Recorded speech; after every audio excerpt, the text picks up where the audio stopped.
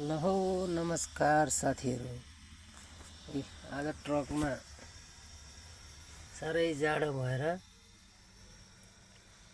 आगो तापेर ट्रकभित्र लगाएनस्। ट्रकभित्र टक्क ग्यास बाल्ने सानो खालको, अनि आगो ताप्ने मजाले गाडी पनि ताप्छ। अनि त्यसपछि पातलो लुगा भए पनि तातो आइरहन्छ। शरीर तातिसक्यो। अब तपाईहरुले के कस्तो गर्नुहुन्छ युरोपतिर, गल्फतिर? हाम्रो नेपालमा चाहिँ यो छ। यसरी ताप्ने चट्ट बनाएर